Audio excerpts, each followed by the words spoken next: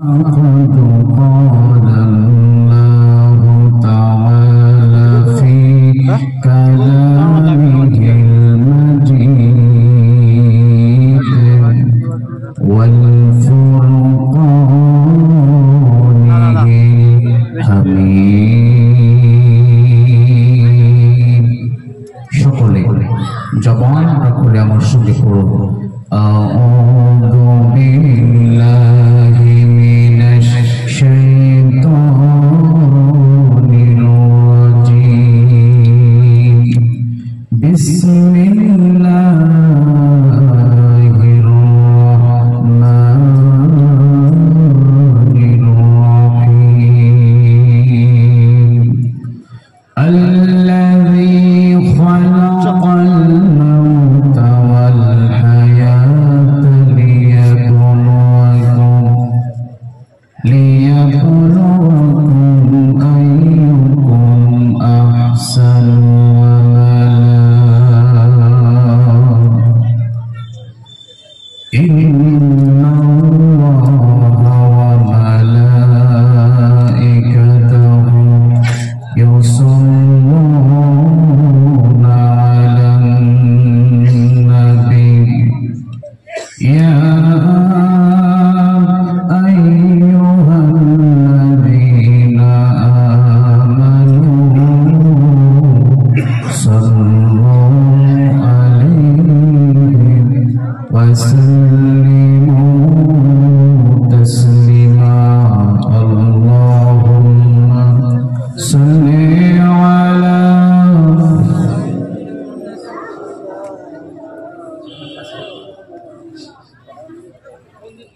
وعلى علي سيدنا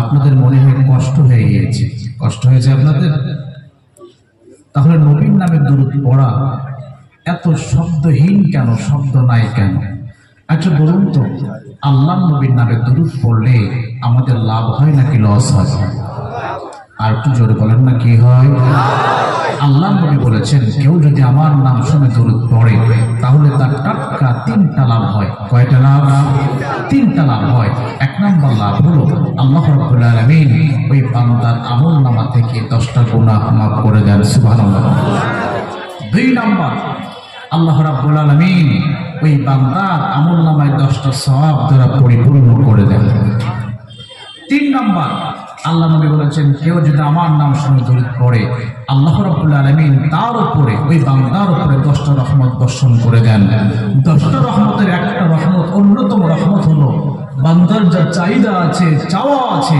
এই চাওয়াটা আল্লাহর কাছে চাওয়ার আগেই আল্লাহ পূরণ করে দেন সুবহানাল্লাহ এজন্য আসুন ভক্তি পড়ে হৃদয়টা উজাড় করে দিই জবান খুলে পড়ছি আল্লাহুম্মা সাল্লি আলা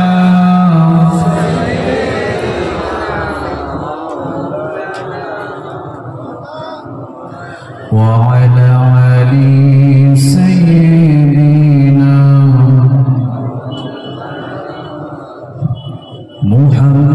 মুহাম্মাদের নামে এত প্রেমের মুহাম্মাদের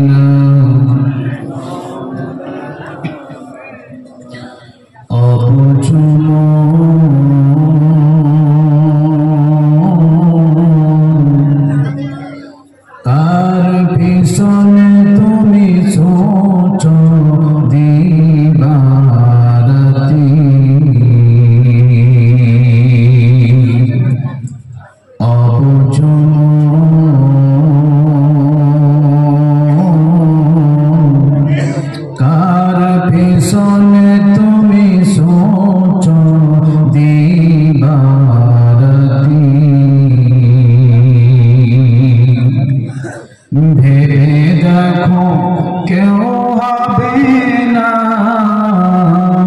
ভেবে দেখো কেউ হবে না তোমার সঙ্গে সাথী। কার পেছনে তুমি চোচ দিবারতি, আপন আপন বইলা জানে ভাবছো সারাক্ষণ,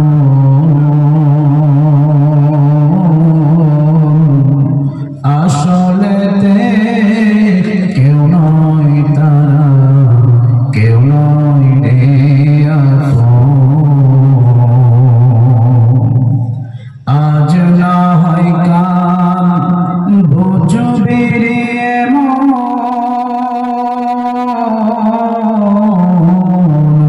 আজ না হয় কাল বুঝবি রে মন, নিভলে প্রদীপ বাতি।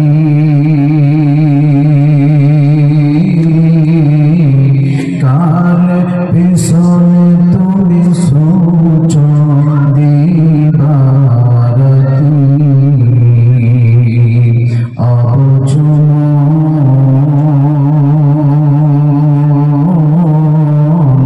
কার পেছনে তুমি সোচ দিবারতি। আলহামদুলিল্লাহ।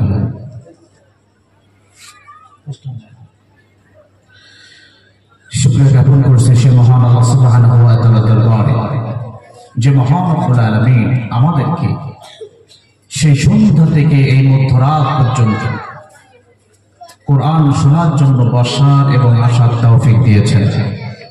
এই জন্য সকলে জবানটাকে উজাড় করে দিয়ে ভক্তি ভরে সকলে পড়ছি আলহামদুলিল্লাহ। আরো একবার বলছি আলহামদুলিল্লাহ। সাথে সাথে বিশ্ব মানবতার একমাত্র মুক্তির দিশারি, মুক্তির আদা রাহমাতাল লিল আলামিন, বিশ্ব মানব মণ্ডলের বন্ধু, বিশ্ব মানব মণ্ডলের শিক্ষক, বিশ্ব নেতার প্রতি সংক্ষিপ্ত দুরূদ সকলে পড়ছি সাল্লাল্লাহু আলাইহি ওয়াসাল্লাম। মাগফিরাত কামনা করছি সেই শ্রেণীর মধ্যে মুজাহিদের জন্য যারা এই দিন ইসলামটাকে দুনিয়ার জমিনে কায়েম করার জন্য বিভিন্নভাবে আঞ্জাম দিয়েছেন। আল্লাহ সুবহানাহু ওয়া তাআলা সকলকে জান্নাতুল উচ্চ মাকাম দান করে দেন, সকলে পড়ছি আল্লাহুম্মা আমিন। সাথে সাথে আমাদের পিতামাতা সহ এই দুনিয়ার জমিন থেকে যারা ঈমান দুঃখিনী কঠিন কবরবাসী হয়েছেন, আল্লাহ সুবহানাহু ওয়া তাআলা সকলের জীবনের গুনাহ খাতাগুলো মাফ করে দিন, সকলে পড়ছি আল্লাহুম্মা আমিন।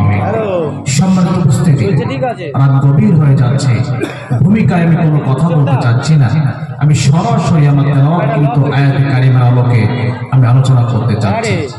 আলোচনা করার আগে একটি কথা না বললেই নয়, সেটা হলো আলোচনার সময় আলোচনা না ভালো লাগলে আমার করার কিছু নাই, আপনার বিষয় আপনার কাছে, কিন্তু আমার কথা হলো আমার আশেপাশে কোনো সাউন্ড করা চলবে না। আশেপাশে যারা আছেন, যারা কাজ করতেছেন, একেবারে নিশ্চুপ সহকারে, যে কোরআনের কথা হচ্ছে এখানে, কোরআনের কথা যেখানে হয় সেখানে কোরআন বাদ দিয়ে অন্য কোনো কথা চলে না। এই জন্য যারা না আছেন আশেপাশে কোনো কথা হবে না, যতটুকু সময় আমরা নেব আমরা শুধু কোরআন শুনবো, পারবো তো ইনশাআল্লাহ। আমরা তেলাওয়াত করছি সূরা আল নূর থেকে, বলুন তো কোন সূরা? আজকে বলবেন না কোন সূরা? সূরা মুলক থেকে তেলাওয়াত করেছি।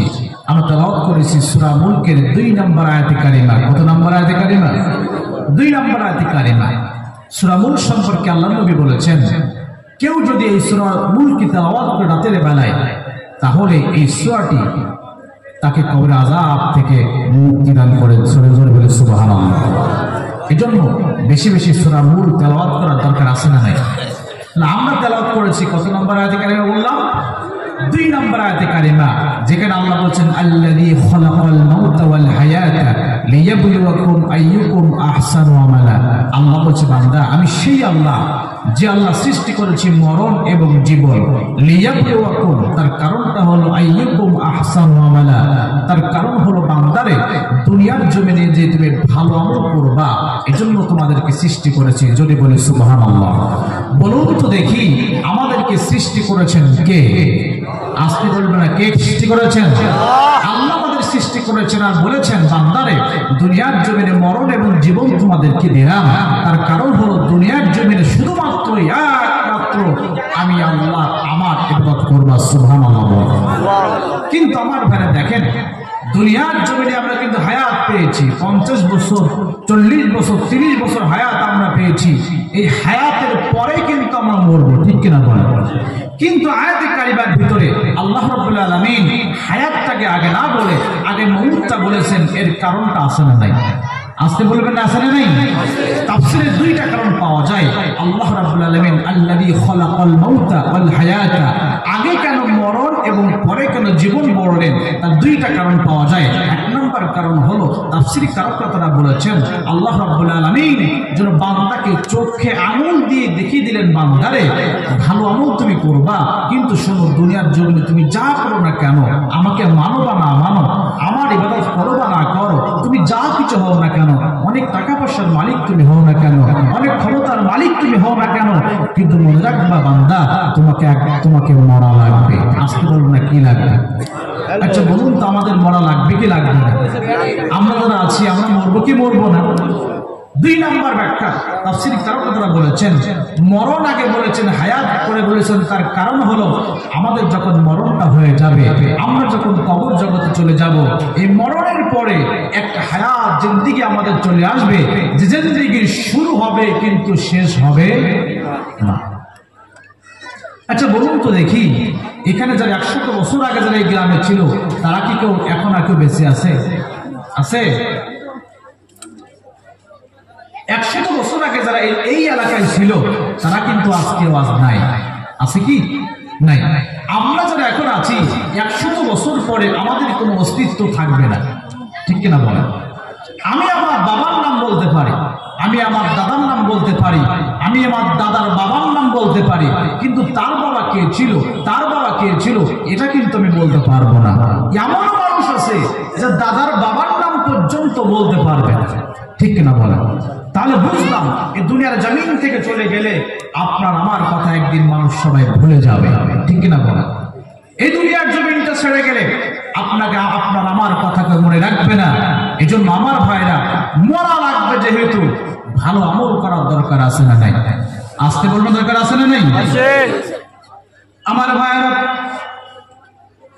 100 বছর আগে যারা এই এলাকায় যারা ছিলেন তারা কিন্তু কেউ নাই।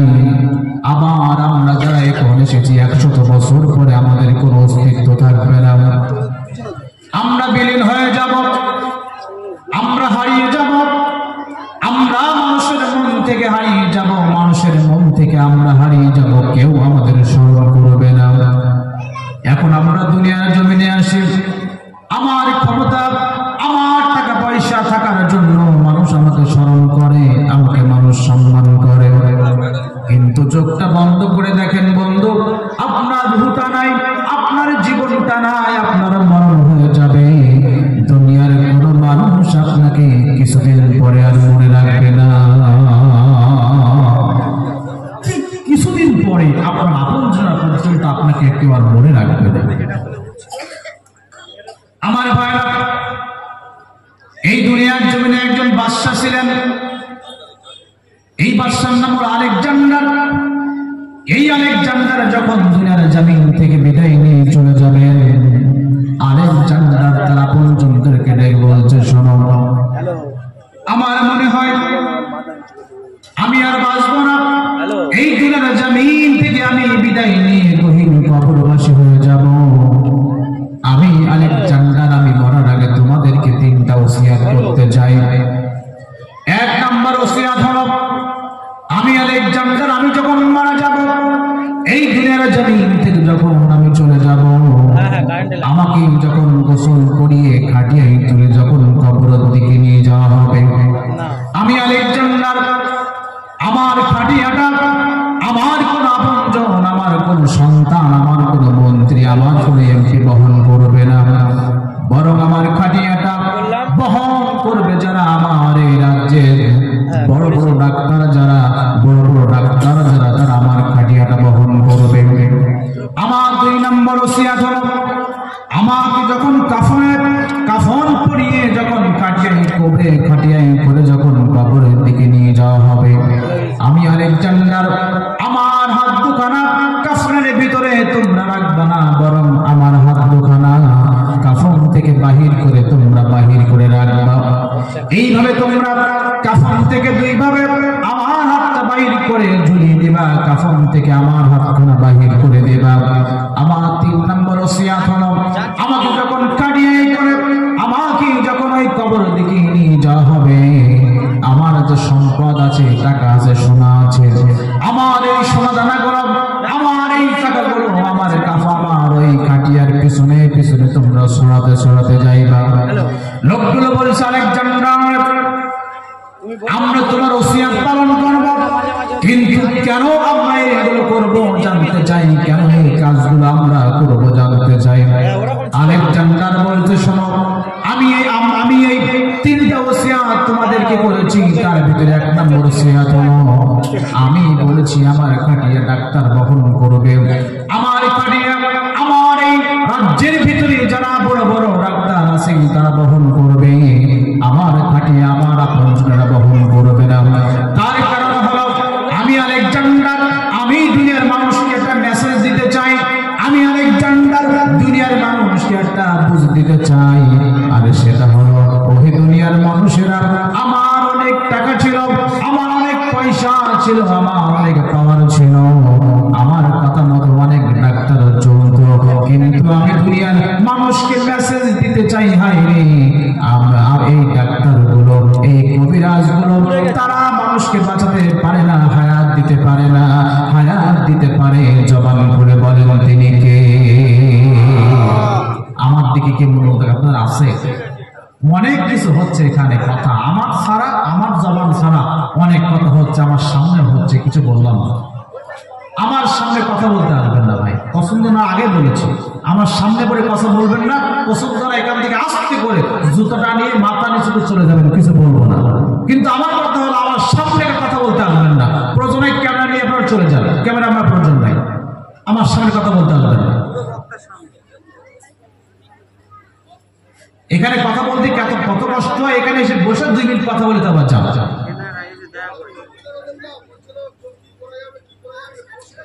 আমার ভাইরা আলেকজান্ডারকে বলা হলো, আলেকজান্ডার তোমার 1 নম্বর ওসিয়াত করার কারণটা হলো ডাক্তাররা জীবনের মালিক নয়, আপনি বলেন তো জীবন বাঁচানোর মালিক আসতে বলবেন না তিনি কে? জীবন বাঁচানোর মালিক আল্লাহ। আল্লাহ চাইলে আপনাকে বুলেটের মুখ থেকে বাঁচিয়ে নিয়ে আসতে পারে, পারে কি পারে না? অনেক সময় দেখা যায় বিল্ডিং ধস নেমেছে, ভূমিকম্প, বিল্ডিং ভেঙে গিয়েছে, বিল্ডিং এর সমস্ত মানুষগুলো মারা গিয়েছে, কিন্তু বিল্ডিং এর নিচে একটা মানুষ 21 দিন পর্যন্ত বেঁচে আছে, এমন খবর আমাদের কাছে আসে না, আসে না আমাদের কাছে। আহা, আচ্ছা বলুন তো, এই বিল্ডিং এর নিচে সবাই মারা গেল, 21 দিন পর্যন্ত ওই বিল্ডিং এর নিচে ওকে বাঁচিয়ে রাখেন তিনি কে? আসতে বলবে না তিনি কে? এমনকি আমার দেশে এখান থেকে 2 বছর আগে একটা ট্রলার ডুবি হলো, বালুর ট্রলার, বালু নিয়ে ট্রলারগুলো ওই নদীতে চলে, এই ট্রলারটা ডুবে গেল। 14 দিন পরে এই ট্রলারটা ডুবুরিরা তারা তুলে আনলো, দেখা গেল এই 14 দিন পানির নিচে ট্রলারটা ছিল, কিন্তু ট্রলারের ভিতরে যে একজন মানুষ আছে, সেই মানুষটা 14 দিন পর্যন্ত এখনো বেঁচে আছে। সুবহানাল্লাহ। পানির নিচে আল্লাহ চাইলেও, আল্লাহ আপনাকে না মারে, আল্লাহ আপনাকে জীবন দিতে চাইলে পানির নিচেও আল্লাহ আপনাকে বাঁচাতে পারে। সুবহানাল্লাহ। এজন্য ডাক্তার, কবিরাজ তারা জীবন দেওয়ার মালিক না, জীবন দেওয়ার মালিক আসতে বলবেন না তিনি কে? আমার ভাইরা, লোকগুলো বলছে আলেকজান্ডার তোমার হাত দুখানা কেন বাহির করে রাখবো? আলেকজান্ডার বলছে শোনো, আমার হাত দুখানা বাহির করে রাখবো তার কারণ হলো আমি আলেকজান্ডার, আমি দেখাতে চাই আমি এই রাজ্যের অটল ক্ষমতার মালিক ছিলাম, অনেক টাকা পয়সা আমার হাতে ছিল, অনেক ক্ষমতা আমার হাতে ছিল, আমার হাতের ইশারায় এই এলাকার মানুষগুলো সব চলত, আমার হাতের ইশারায় মন্ত্রীরা চলতো, এমপিরা চলতো, মিনিস্টার চলতো, সবাই চলতো, কিন্তু আমি আলেকজান্ডার, আমার হাত আজকে রয়েছে কিন্তু হাতের কোনো পাওয়ার নাই, আমার হাত দুখানা লাশ হয়ে পড়ে আছে। আলেকজান্ডার বলেছে, শোনো, আমার টাকা পয়সা গুলো, আমার সোনা দানা গুলো তোমরা কেন পিছনে পিছনে সরাতে সরে যাবা? তার কারণটা শোনো। আমি আলেকজান্ডার, আমি দেখাতে চাই এলাকার মানুষদেরকে, আমি আলেকজান্ডার পৃথিবীর মানুষদেরকে মেসেজ দিতে চাই, সেটা হলো আমি আলেকজান্ডারের এত টাকা পয়সা, এত অর্থ কোটি টাকার থাকার পরও আমি আলেকজান্ডার, আমি কবরে যাওয়ার সময় একটা টাকা আমি সঙ্গে নিতে পারি নাই। এই দুনিয়ার জমিন থেকে আপনার সঙ্গে কবরে আমল ছাড়া আর কয়েক টুকরা কাপড় ছাড়া আপনার আমার সঙ্গে কিছু যাবে না, ঠিক কিনা? এজন্য আমার ভাইরা, মরা লাগবে, মরাটা শুনেছি, আপনাকে আমাকে একদিন দুনিয়ার জমিন থেকে মরে যাওয়া লাগবে। আমার ভাইরা, ফেরাউন ছিল অটল ক্ষমতার মালিক, যে ফেরাউন মুসাকে দুনিয়ার জমিন থেকে শেষ করে মুসাকে মেরে তারপর ফেরাউন ক্ষমতায় থাকতে চেয়েছিল, কিন্তু আল্লাহ রাব্বুল আলামিন মুসাকে বাঁচিয়ে রেখে নীল নদকে পার করে দিয়ে মুসাকে ওই মিশরের মসনদে বসিয়ে ফেরাউনকে দুনিয়ার জমিন থেকে বিদায় করে দিল। আমার ভাইরা, নমরুদকে আল্লাহ মেরে দিল। যে নমরুদ ইব্রাহিম আলাইহিস সালামকে দুনিয়ার জমিন থেকে মারার জন্য অগ্নিকুণ্ড তৈরি করলো, সে নমরুদকে আল্লাহ রাখলো না। এমনকি আমার ভাইরা, আল্লাহর নবী যখন আবু লাহাবকে দাওয়াত দিত, আবু লাহাব রে, ইসলাম গ্রহণ না করলে পরে তোমাকে আগুনে জ্বলতে হবে, ওই জাহান্নামের ভিতরে, আগুনের ভিতরে তোমাকে জ্বলতে হবে। ওরে আবু লাহাব রে, ইসলাম গ্রহণ না করলে পরে কবরে তোমার জন্য শাস্তি আছে। আবু লাহাব বলতে, ওরে ভাই পরে, ওরে মুহাম্মদ রে, শোনো, তুমি আমাকে ওই কবরের ভয় দেখাও, তুমি আমাকে ওই জাহান্নামের ভয় দেখাও, কিন্তু মুহাম্মদ রে তুমি শুনে রেখে দাও, তুমি জেনে রেখে দাও, ওগো মুহাম্মদ রে, আমি কবরের ভয় পাই না, আমি ওই জাহান্নামের আগুন, ওই জাহান্নামের শাস্তিকে ভয় পাই না। তার কারণ হলো আমি আবু লাহাব, আমার অনেক টাকা রয়েছে, আমার অনেক ক্ষমতা রয়েছে, আমার অনেক পয়সা রয়েছে, লোকবল রয়েছে। শোনো, আমি আমার টাকা দিয়ে, পয়সা দিয়ে, ক্ষমতা দিয়ে, আমি আমার লোকবল দিয়ে ওই জাহান্নামের আগুন থেকে, জাহান্নামের শাস্তি থেকে আমি মাপ পেয়ে যাব, কবরের শাস্তি থেকে আমি মাপ পেয়ে যাব। এইভাবে আবু লাহাব বলতো। আমার ভাইরা, আবু লাহাবের যখন মৃত্যুর সময় ঘনিয়ে আসলো, বদর যুদ্ধের 7 দিন পরে যখন আবু লাহাব অসুস্থ হয়ে গেল, আবু লাহাবের শরীরে এমন একটা রোগ ধরা পড়লো, এমন একটা রোগ ধরা পড়লো, আবু লাহাবের সমস্ত গায়ে ফুসকা পড়ে গেল, সমস্ত গায়ে ঘা হয়ে গেল। এলাকার মানুষগুলো আবু লাহাবের সন্তানদেরকে বলছে, শোনো, তোমার বাবাকে এখান থেকে অন্য জায়গায় নিয়ে রেখে আসো, তোমার বাবাকে আমরা এই লোকালয়ে থাকতে দেব না, তোমার বাবাকে আমাদের গ্রামে থাকতে দেব না, তোমরা এখান থেকে বের করে অন্য জায়গায় নিয়ে রেখে আসো। আমার ভাইরা, আবু লাহাবের সন্তানগুলো আবু লাহাবকে নিয়ে ওই নির্জন জায়গায় যখন রেখে আসলো, নির্জন জায়গায় রেখে আসার পরে আবু লাহাবের এত সম্পদ ছিল, আবু লাহাবের এত ক্ষমতা ছিল, আবু লাহাবের এত লোকবল ছিল, কিন্তু আবু লাহাব নির্জন জায়গায় বিনা চিকিৎসায়, বিনা সেবায় দুনিয়ার জমিন থেকে বিদায় নিয়ে জাহান্নামে চলে গেল। আমার ভাইরা, জাহান্নামে যখন চলে গেল, আবু লাহাবের শরীরটা জমিনে পড়ে থাকলো। এই শরীরটা কবর দেওয়ার না ফলে, কবর দেওয়া হলো না বলে, কবরটা জমিনের পরে থাকার পরে পছন্দ ধরে গন্ধ বের হওয়া শুরু করে দিল। আবু লাহাবের শরীর থেকে যখন গন্ধ চারিদিকে ছড়তে লাগলো, এই লোকগুলো আবার এসে তার সন্তানদেরকে বলছে, সন্তানেরা শোনো, তোমার বাবাকে যদি এখান থেকে বিদায় না করে মাটিতে পুঁতে না ফেলো, তোমাদেরকে মেরে ফেলা হবে। এই চিন্তা, এই কথা যখন বলা হলো, আবু লাহাবের সন্তানগুলো 2 জন আফ্রিকান হাবশী গোলামকে তারা ভাড়া করলো, আবু লাহাবকে কবর দেওয়ার জন্য তারা ভাড়া করলো। আমার ভাইরা, এই 2 জন হাবশী গোলাম আবু লাহাবকে গোসল করিয়ে, কাফন পরিয়ে, সুন্দর করে কবরস্থ করে নাই, বরং আবু লাহাবকে মাটিতে পুঁতে ফেলানোর জন্য দূরে একটা গর্ত খনন করা হলো। এই গর্ত খনন করার পরে আমরা যেমন দেখবেন সাপ মারি লাঠি দিয়ে, এই সাপ মারার পরে ওই লাঠি লাগাই করে সাপটাকে আমরা ফেলে দিয়ে আসি, ঠিক তেমনি আবু লাহাবকে ওই কবরে সুন্দর করে কবরে নিয়ে যাওয়া হয় নাই, বরং দূর থেকে একটা লাঠি আনা হলো। দুইজন দুইটা লাঠি দিয়া দূর থেকে গোটাতে গোটাতে সরাতে সরাতে কবর পর্যন্ত নিয়ে গেল। কবরের ভিতরে রাখার পরে, কবরে যখন রাখা হলো, কবরে ফেলানোর পরে এই দুইজন হাবশী গোলাম দূর থেকে পাথর মেরে বালু নিক্ষেপ করে করে কবরটা পরিপূর্ণ করে দিল। প্রমাণ হয়ে গেল আবু লাহাবের অনেক টাকা ছিল, অনেক সম্পদ ছিল, অনেক পাওয়ার ছিল, অনেক লোকবল ছিল, কিন্তু আমার ভাইরা আবু লাহাব যখন মারা গেল, আবু লাহাবের সম্পদ, আবু লাহাবের সন্তান, আবু লাহাবের পাওয়ার তার কোনো কাজে আসে নাই। কথা বলেন ঠিক কিনা?